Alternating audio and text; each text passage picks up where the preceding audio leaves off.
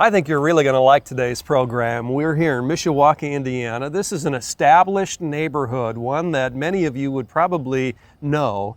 And Mark Linton, I tell you, when you get into a neighborhood that's been around for a while, there's some aging that appears over time, right? Especially with the landscape. Yes, and we're going to get into that. And if you're dealing with some of these issues, this is a great segment for you to be listening to today. Well, here it is, beautiful backdrop here, and Absolutely. You've got some great plant choices with that Japanese maple to start with behind us. Yeah, we are using that to anchor the corner of the house.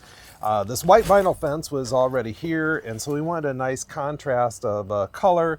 The most important thing here for the homeowner was low maintenance. And prior to this tree being here, we had this humongous tree here, and the homeowner was constantly having to prune it. In fact, it had outgrown the landscape bed, and that's why you see this newly seeded area here. So. You hear a lot of that, don't you, where it outgrows the original landscape bed. Yeah. That happens. It does over a period of time. So this red Japanese lace leaf maple here is going to maintain those colorful leaves all spring, summer, and fall, and grows only to be about 6 feet in height. So absolutely perfect here. Just a beautiful pop of color against that white vinyl fence. Yeah, and what about your plant choices here? Well, we've got some of our low maintenance drift roses. Thing I like about these, Craig, is that they just continue to bloom nonstop. They bloom all spring, all summer, and fall, and you don't have to deadhead them. You can see some of the tired flowers here. They're going to shed those petals. We've got plenty that are in full bloom, and then if you look closely, there's a lot of new flower buds which are following up.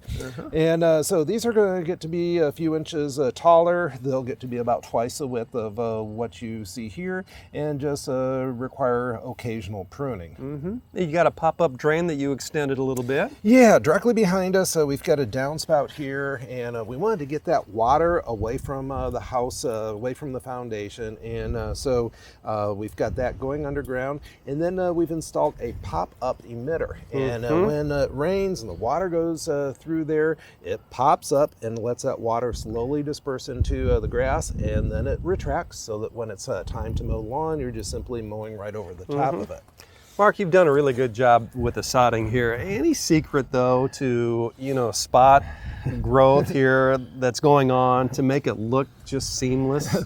Well, thanks for asking. Yeah, there's a couple of secrets. Number one, you want to start out with really good quality topsoil. Okay. Number two, you want to have good soil and seed contact. You just don't want to go out here and sprinkle seed on top of the dirt. You want to incorporate those seeds into the soil. And then number three, you want to keep that soil constantly wet. You're right.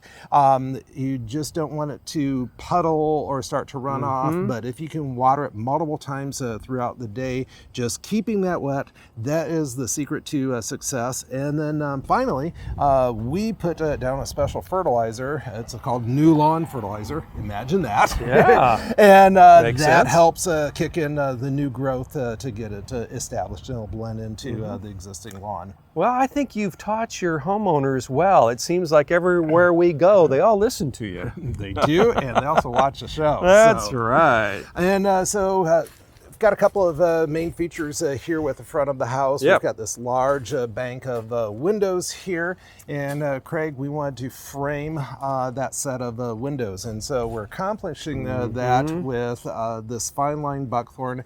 Yeah. The nice thing about this shrub, it only grows to be about 3 feet in width, and then height-wise, I'd like to see it get to be about 6-7 feet in height, so it frames the window quite nicely. It's going to put on a beautiful show of color this fall, going to turn brilliant gold in the springtime. Another show of color, little pink bell-shaped flowers appear on that, and so fits into that low maintenance theme. It is such a clean look, isn't it? Well, that was the goal here. The homeowner is a perfectionist like myself, and you likes like those types, order. don't you? Absolutely.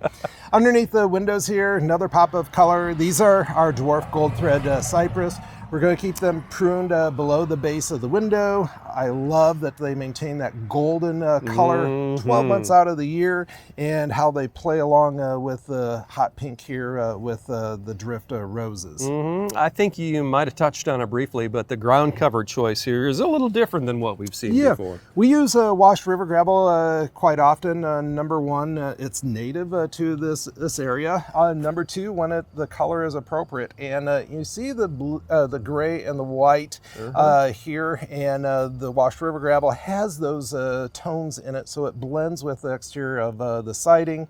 But what's unique about this, it's our smaller version of washed river gravel, and just for safety concerns, we wanted to have this easily accessible so that the homeowner could get in here and get access to the windows, easily walk on this, and then also be able to walk on this to do maintenance, watering and pruning to the shrubs. And you've chosen a different kind of an edging here too, haven't you? And so we are utilizing steel edging. It almost looks as if there is no edging at all, because it's very thin and narrow. And love how we've got just a gentle sweeping curve here, very easy to mow. And then actually this boulder, which has some pink and gray tones in it, that was here originally in the original landscape, and liked it so much that we repurposed it. Really? Yeah. How did you repurpose it? Did you clean it up some? We set it aside and we landscaped and then brought it back in. Gotcha. I thought it might be hiding something, but it's not. Not hiding anything. We just appreciate the beauty of it. I like it. You know, if you look closely, Craig, you can see kind of some sparkles in there where it's reflecting the light, and that signifies that there's some quartz in here. And you've got some blues, some grays, and some burgundy tones in there. And if you look at our stone ground cover, you're going to see a lot of those similar colors there. So it's all about working with colors, and we want it to tie in. Repurposing. I love it. I love it. And then you got a beauty here. Yes, this is one of our miniature Alberta spruce. Grows a fraction of an inch each year. Requires close to no pruning. We like this because it accents the entrance rather. And this will stay green year round. And you know, if I would live here, I'd probably have that decorated for Christmas every year. So you probably don't want to put a tulip poplar that grows 150 feet at this corner, right? That would be a huge mistake. We want a dwarf Alberta spruce here. There you go. Good choice. Good Hidden choice. around the corner here, just on the other side of the steps, we've got a small planting bed. And the homeowner really wanted something that would tone down the concrete here. There's a lot of concrete with these steps. And so we've got a little dwarf evergreen hedge here. We've planted these close enough that they're going to grow together, and eventually I'd like to see them about the height of the front porch there. I have a feeling this neighborhood is going to change one house at a time when they start to follow the lead here, don't you think? Absolutely. You know, just since we've been here, we've seen vehicles drive by, and they've slowed down. People are definitely taking notice. Yeah, it's cool. It's really neat what you've done in this established, mature neighborhood. Hey, you got a side yard here through a gate too. Yeah, let's go. Okay. Well, Mark, this is quite a view here. I like it, but it's kind of narrow too, isn't it? That was the number one challenge, is that we are working with 36 inches between the foundation of the house and the sidewalk. And of course, a large majority of the shrubs are going to outgrow that type of landscape bed. But again, low maintenance was incredibly important here. And so we do grow a lot of dwarf type of plantings, just with a little bit of occasional maintenance, can get 20 years worth of use out of this. Wow, very good. Well, those existing lot lines in this neighborhood seem to be a little narrow everywhere you look. Yeah, right? we don't have a lot to work with, No. but what I really like is that as you come through that gate, this is a surprise. This is like a secret garden here. Sure and is. It's just totally unexpected. Craig, we're anchoring this corner here with our dwarf ornamental grass. This is going to get to be about 3.5, 4 feet in height, just for a little bit of height between the corner of the house and of the window. Got it. And then wanted to have easy access for the homeowner to maintain and clean the windows. So we've got lower plantings underneath them. These are purple coral bells, and they put on a nice show in the spring and summertime with their flowers, which attract both hummingbirds and butterflies. And you've got a familiar looking entry even into the side door here, don't you? Yeah, so we used the miniature dwarf Alberta spruce by the front entrance. There is a repeat of this. We've got some balance and symmetry going on here, and I just love how it frames this front entrance, or side entrance rather. It's Grandma's house. It says so right there. Yes, you're right. I love it. So we've got some other perennials in here with the blue-gray colored siding. The burgundy tones look really well. And this is one of our unusual perennials called chocolate snake root. And the name sounds a little scary, but it does not attract snakes whatsoever. No. But it is a larger perennial. It gets to be about 24, 30 inches in height, features these burgundy colored leaves, and then spikes of white flowers appear during the summertime and into the fall. Got some creeping going on here. Yeah, this is one of our climbing vines, and people are very familiar with hydrangea with the big showy flowers. This is actually a climbing hydrangea, and for that reason, we've got the trellis here going to have large clusters of white flowers. This looks familiar. Yeah, another chocolate snake root. So we've got one on each side of the climbing hydrangea. Okay. And then as we get closer to the gate, there's a couple more.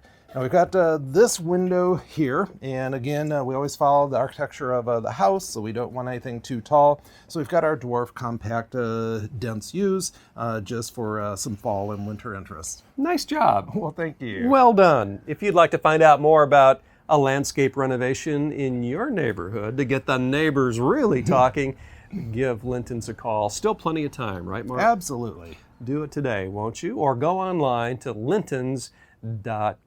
All kinds of things ahead of us on the program. Stay with us. We'll be right back.